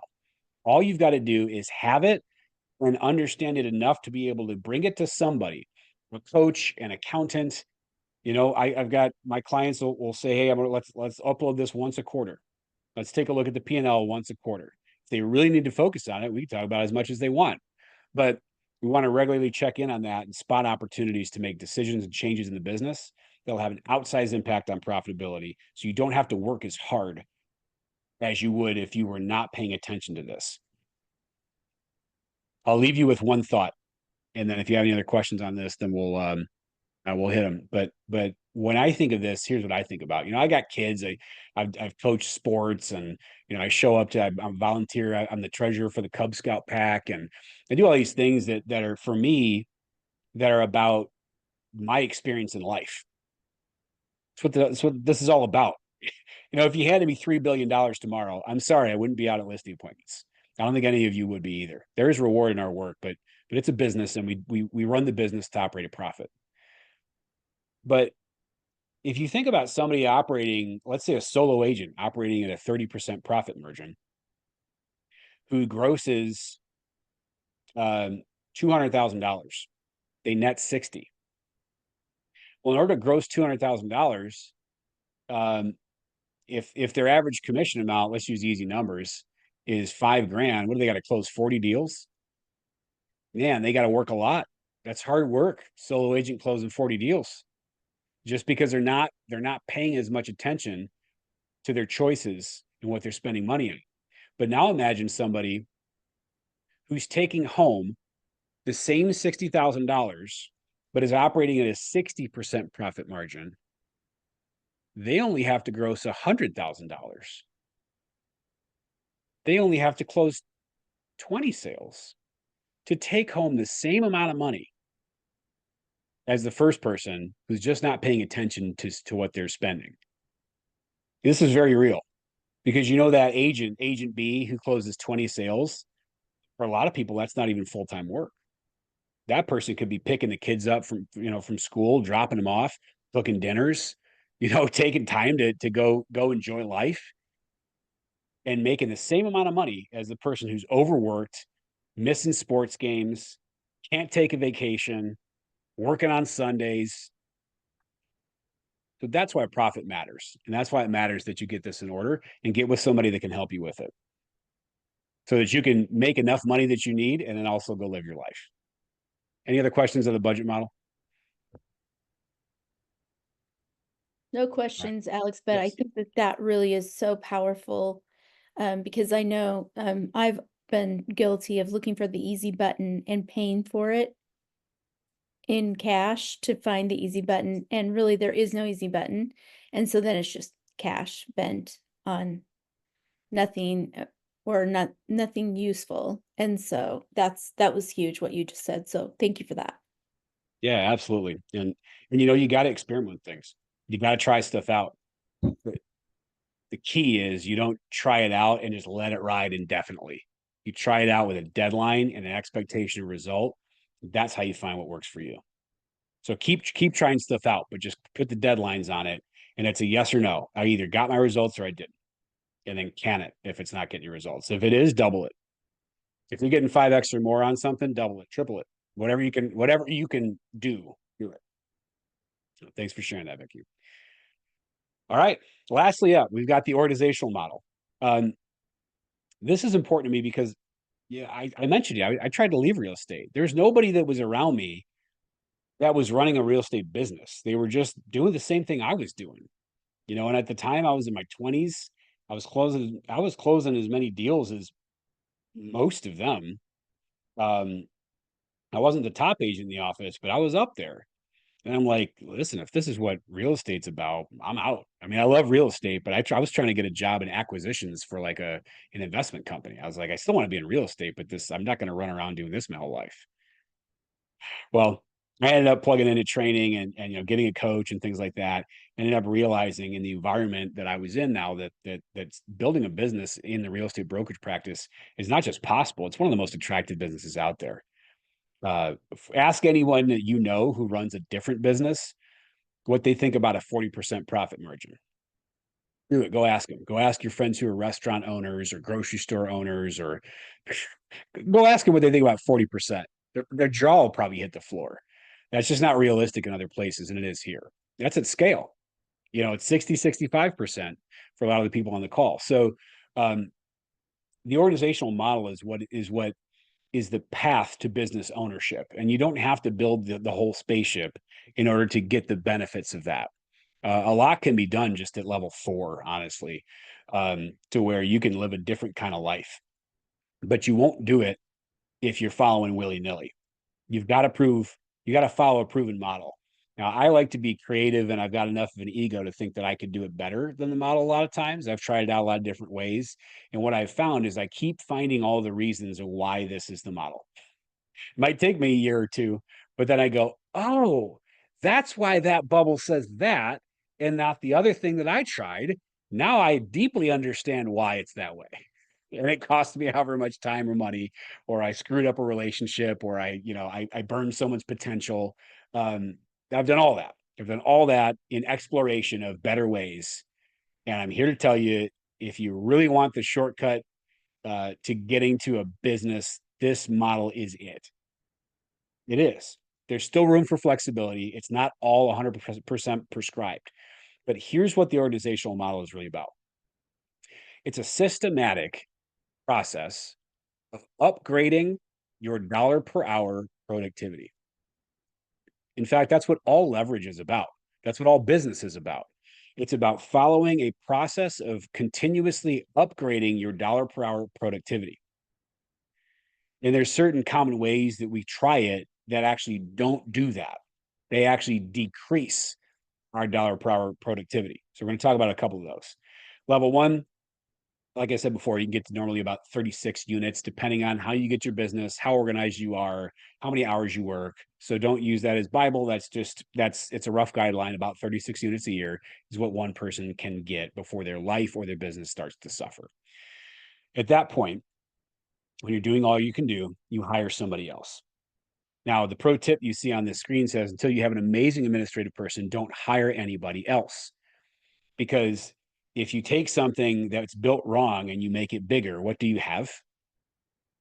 You got a big freaking mess is what you have. And it's harder to clean up. But when you bring this first person on, your job is leadership and training and accountability for them. And their job is to keep you focused in your top 20% activities: lead generation, lead follow-up, going on appointments, negotiating contracts, working on yourself, your own skills, and leading them. That's what you do at this point. And they do everything and anything else possible to keep you in those activities. Here's why it says stop here until you get the right person. Because the next thing that happens in the organization is they hire somebody. Dramatic pause on purpose. Not you hire somebody else, they hire somebody who essentially becomes almost like their assistant.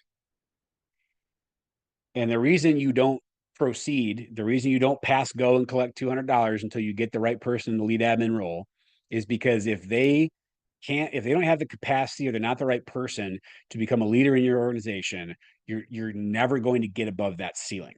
Wherever the ceiling is for you, you're going to hit it and you're going to stay there until you get the right person there. Now, why are we hiring 2 full-time hourly or salaried administrative people before we ever talk about bringing on agents?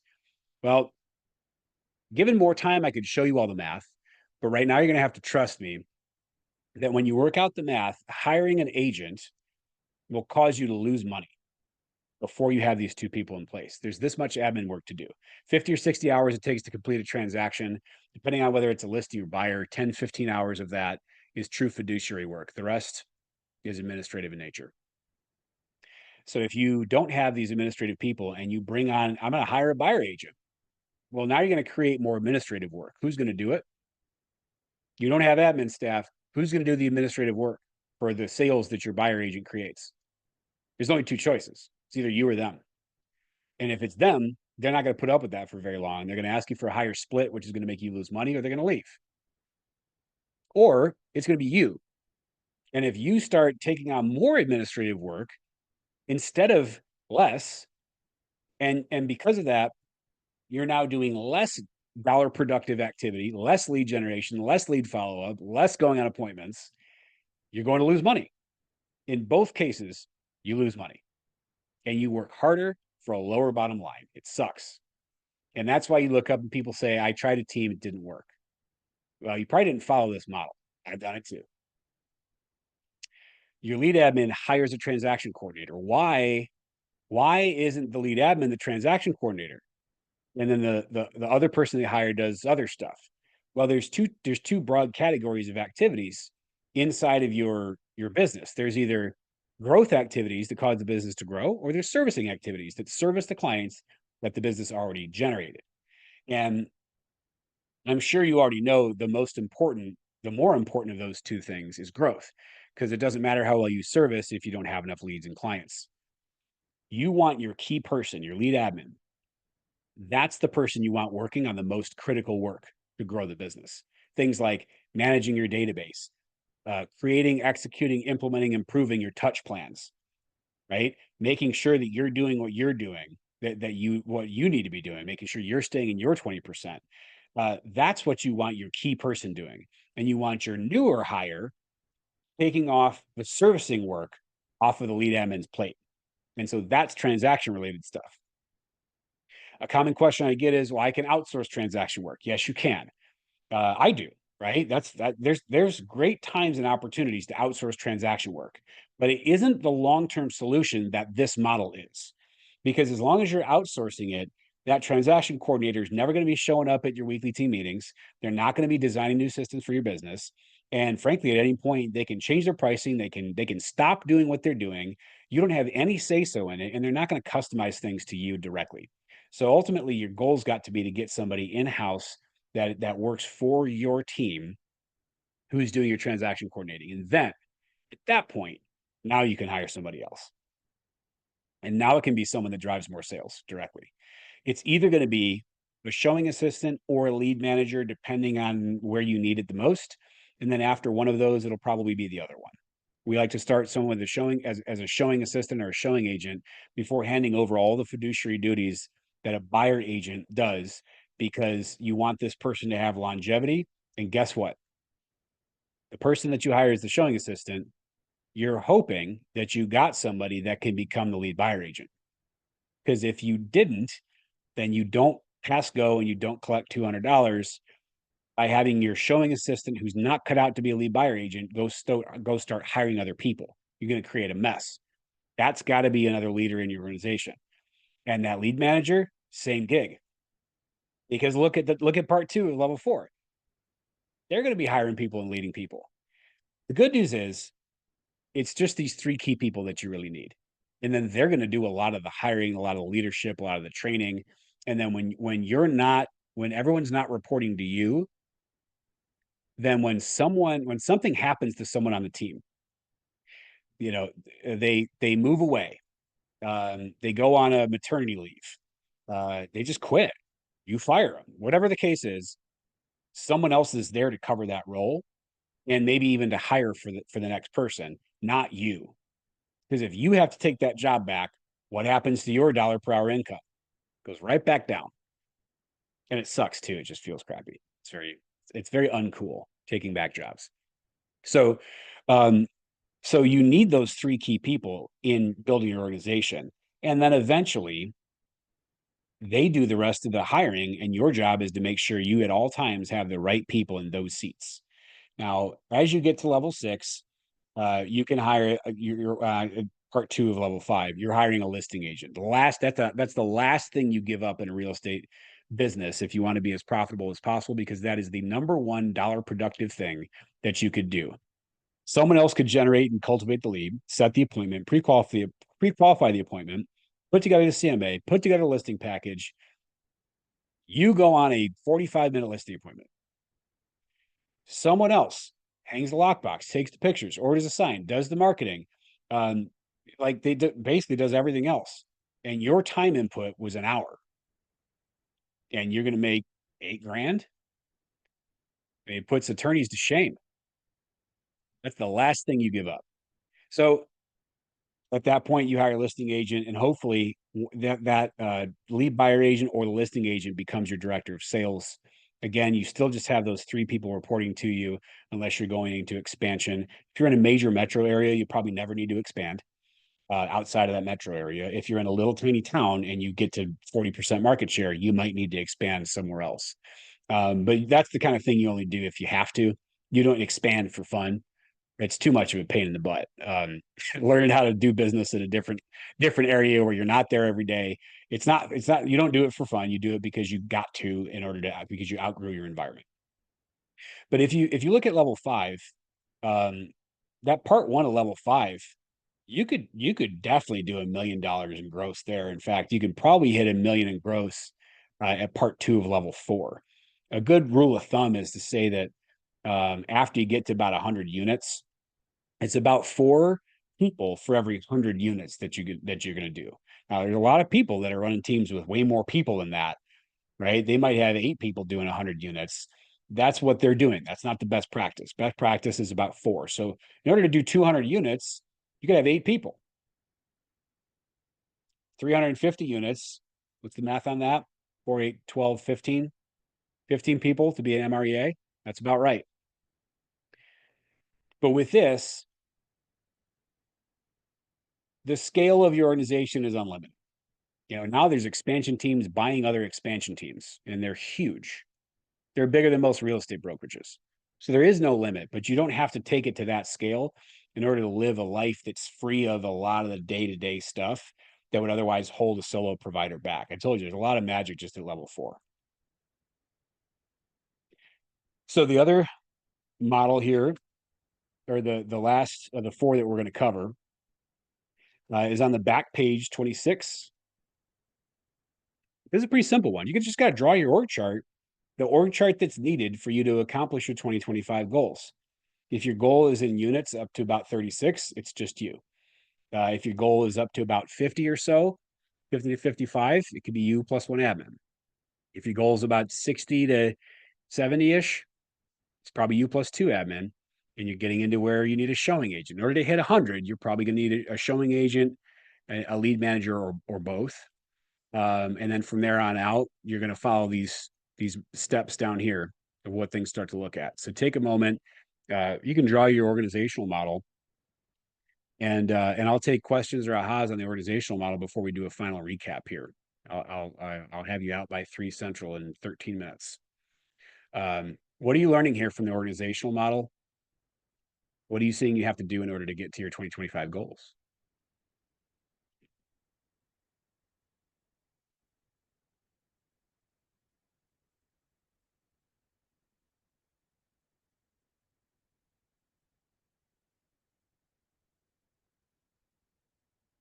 Shelby, shake them.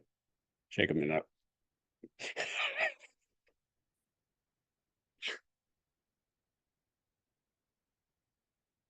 It must have been a really good question.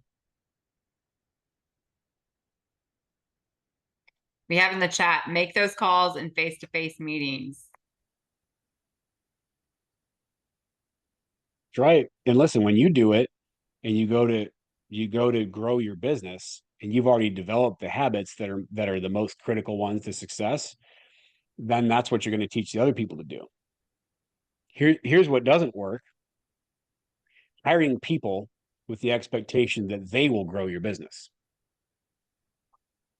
I learned that lesson the hard way. Somebody told me that. They said, you don't hire people to grow a business. You build a business that requires more people to run it, and then you go hire the people. I was told that verbatim. And then I did the opposite because thought I was cooler than that. And I found out why.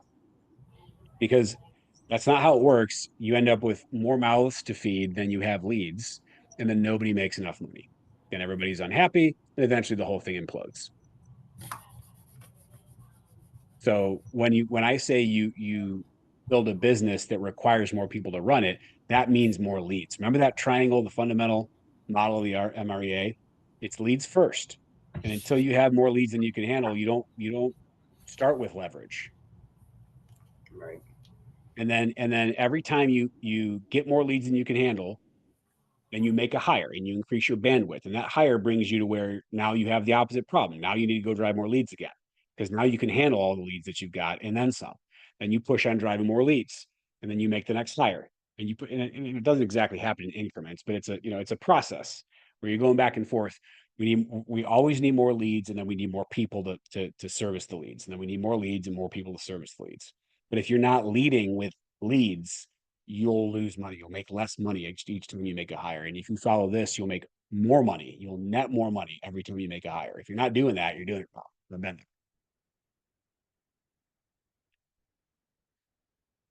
Questions on how's the organizational model? Hiring someone to do something you're not willing to do is probably one of the biggest mistakes I see agents doing out there. They're trying to build a business. They're hiring an ISA so they don't have to make phone calls. They're paying for the leads because they're not willing to do it. So be willing to do what no one else can do for your business, because it's your relationship, it's your database, and you can't build it without that. Yeah, that's a great point. There's some nuance to hiring around your weaknesses, because we want people to focus on their strengths. And I want people to select lead sources that they want to pursue, because there's not enough willpower in the world for you to stick with lead sources that you hate, that you'll resist, and do it well enough, long enough to build a business like this. You've got to pick ones that you're attracted to. But if there's really no version of lead generation that you want to do and will do consistently and with passion over the long term, then you're just in the wrong business. You're not, to your point, Sharma, you're not going to build a business around something that drives a business that you're not willing to do. Like, you're just in the wrong business then. You need to go and get into business where it's not about lead generation. And they all are, but there's other businesses where it's, the problems are about staffing. Restaurants don't have a problem with lining people out the door. They have a problem with with the kitchen staff, right? That's the hardest thing there. So if that's more up your alley, go do that. But if you're not going to generate leads, then you'll never get to level 4 anyway, to where you need to hire somebody to do that. But if you're not willing to, it won't work, right? One way or another, to your point, it won't work. You've got to get to a point where you embrace the fact that this industry is about lead generation, and you find ways that work for you, that you like to do over the long term. That's a huge key to success here. It's a contact sport. Always. And all the stuff about, I get all, well, I get more business through pay-per-click, or, I like to text people. I didn't say you can't, but all the pay-per-click advertising has got to lead to a conversation. You're not going to list the house over text. It's just not going to happen. So it's got to lead to a conversation. It ultimately is always about a live conversation, even if you use social media to do it, even if you use text to do it, but you do not take the next step until you speak with somebody. So all roads point to there. All right. What other ahas or questions about the organizational model? And then we're gonna do a wrap up here for the last few minutes.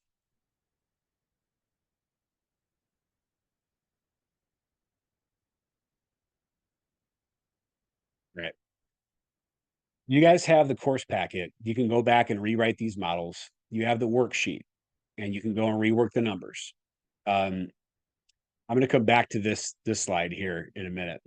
But I also want to encourage you that if you don't have somebody in your corner to help you get this to the finish line, and then after that, this is just a plan. This is a strategic plan. It's not tactical in nature. The most tactical thing we talked about here was the number of calls to make daily. That's the most and one of the only tactical level things we discussed. But you only produce results through actions. And so sticking with a strategic plan over the long term requires you to boil it down to short-term tactical goals that you can be accountable to, and having someone else looking at that with you. If you don't have that yet, you can increase your odds of achieving the goal that you wrote down by 77.6% by getting some accountability. And so I would encourage you to sign up for a 30-minute business audit with one of our coaches. It's not a commitment thing. It's just an exploratory thing for you to find out what we would do and what some of the pain points are that you're having that we might be able to help you work through, or an entrepreneurial ceiling that we might be able to help you break through just by being in your corner and looking over your shoulder and keeping an eye out for you. So scan that QR code, sign up for a complimentary business conversation with one of our coaches who can talk with you about what all the options are. And again, no commitment on that. It's just an exploratory thing. I'll leave you with this. This is a picture of Bella. She's my stepdaughter. She's in this picture. She's 10. She's now 16. This picture is of her cooking, or I should say baking pizzelles. Pizzelles are like an Italian wafer style press cookie that my mom showed her how to make. And when she was 10, we were at the dinner table, and she said that she wanted to go on the band trip, the junior high band trip to Disney World in 2 years, and that she wanted to pay for it by herself. I said, well, okay, let's figure out what that looks like. How much is it going to cost? How much time do you have until then? How much money do you need to earn per month? And by the way, it wasn't earned through me. Like, we're not paying you the money. You're going to earn that money from other people, not us. What are you going to do to earn it? And she came up with a bunch of ideas, and we wrote them out. Some of them were seasonal on the calendar, and some of them could be done anytime. She did some walking dogs and a bunch of other random stuff, cutting grass. But then she registered for like one of the holiday fairs around us and baked these pizzelles. She did so well with those. She hit her entire goal that Christmas season, a year early. But in the process of doing that, we used this. You guys begin with the end in mind. She needed $1,600. And we said, well, how much do you need? How much does it cost you to make a batch of these cookies? And she had to go price out stuff at the store. And then how much can you sell these for? And what's your profit on each one?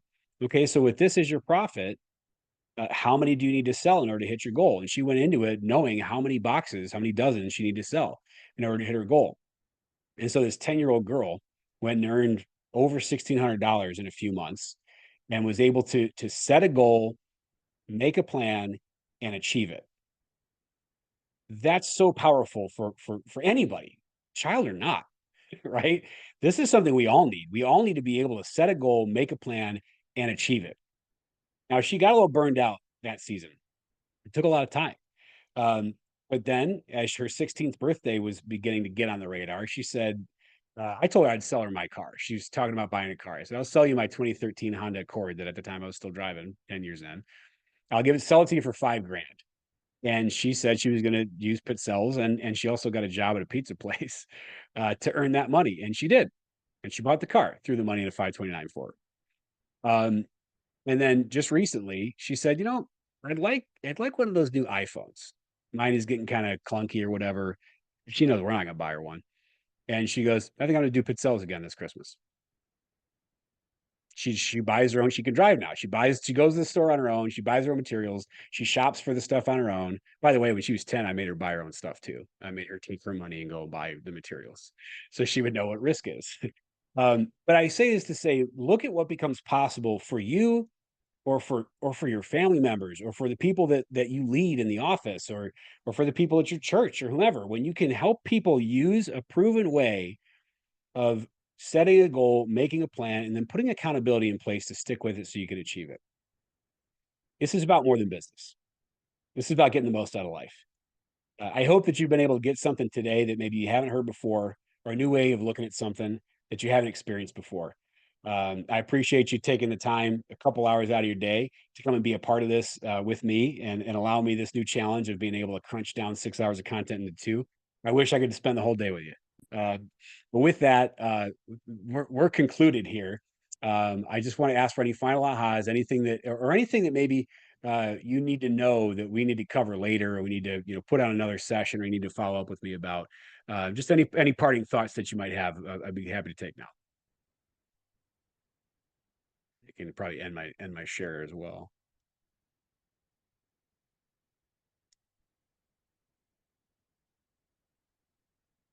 Vicky had to leave us early, Alex, to go meet a client, but she wanted me to absolutely thank you for doing such a fantastic job.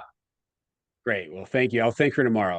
My coach call with her is tomorrow. So, yeah, thank you, everybody. So if you have any other questions that you need to follow up with specifically me about, if there's a way I explain something and you're like, hey, I needed that different, just reach out to me, alexfenske@kw.com. That's my email address. If you didn't scan my little fancy, link tree thingy or whatever at the beginning, feel free to drop me an email.